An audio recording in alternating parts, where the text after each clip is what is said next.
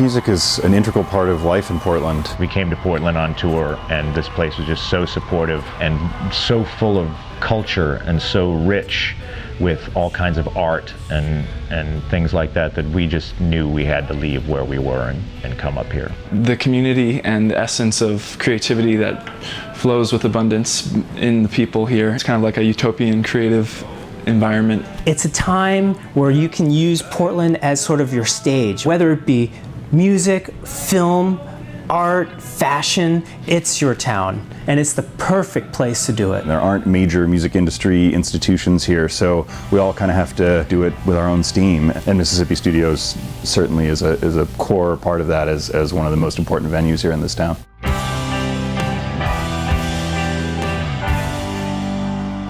This is Mississippi Studios Grand Central, the brain, in this giant spacious office. Musicians work here. Kyle's a singer, songwriter. Typhoon is his band. I still do it sometimes. Driving down Mississippi, I saw this building for sale. This was in 2002. And we sort of built the front part, had a recording studio in here, and then eventually we knocked down that house and built the main room that all the music happens in now. Come a little closer than you see. Come on, come on, come on. Things aren't always what they seem to be. Do you understand the things that you've been seeing? When it was a street church, these were the seats that they had pulled out of an old theater somewhere. So when we built the new building, we built the sound room with all non-parallel walls, so the sound would bounce around the room nicely as opposed to bouncing and having, echoes and nodes and slapbacks. Being in a touring band makes it difficult to hold any kind of job. I always thought it was like the best small venue in town. So yeah, I can still say that. I thought that before I worked here. And over the years I've played here a whole bunch, not only in the configuration it is now, but in the earlier configuration.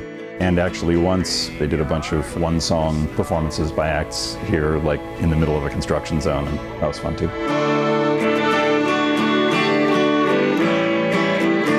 I mean, the idea of having musicians build it wasn't some grand philosophy at the time. These were just the people that I knew. I mean, they worked really hard, and somebody would always come along who I had met out in the field or on the road who would be good for it. It's a headache to coordinate all these touring musicians, but then they come back with great ideas for the venue.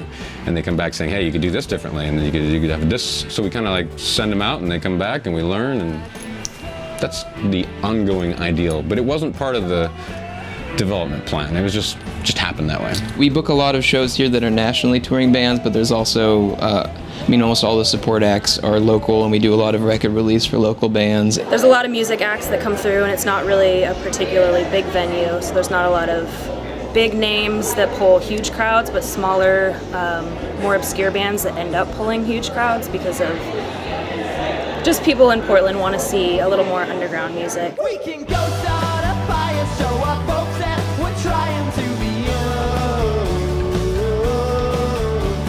Black Book Guitars is very unique. It's the smallest guitar shop in Portland. Over 90% of the instruments here are vintage. It's great being on this street right next to Mississippi Studios, seeing all the touring musicians come through. So it's a treat for me, especially when they pick up guitars and start playing. Mississippi Studios, that's a big one that we want to play.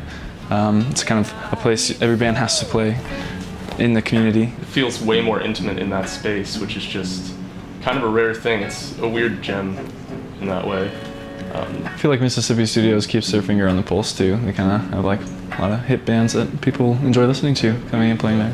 There's a place that isn't just a venue for people to come play, but has roots in the music community here. Mississippi Studios has added a lot to the neighborhood. Even before Bar Bar was here, the venue was here, which brought in a lot of people. Once Bar Bar became a thing, then the whole street just sort of started blowing up. Just business after business started opening. The thing I've always appreciated about Mississippi Studios is that I feel that Jim and the folks who are behind the place opened it with a dream that would serve the music, that would serve the musicians, that would serve the audiences. I feel that that dream is still what's at the core of it, that they continually look at it to try and make the experience better, to make the sound better, to make it more of a community place. And that's rare in the modern music industry. Every lover in the sky, what sky?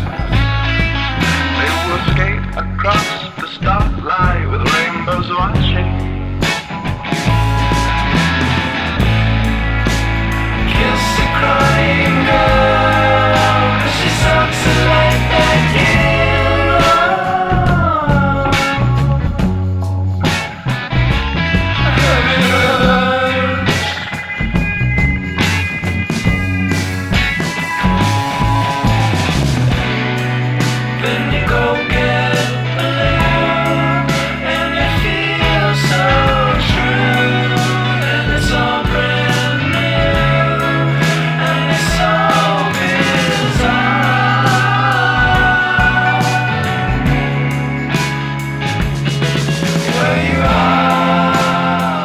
We had this room, and we thought, hey, we'll put on shows. It'll be great. We'll have rock shows and folk shows and gospel and everything, jazz, and people will come support it. But the sad truth is that music has to have concessions. You got to sell drinks too.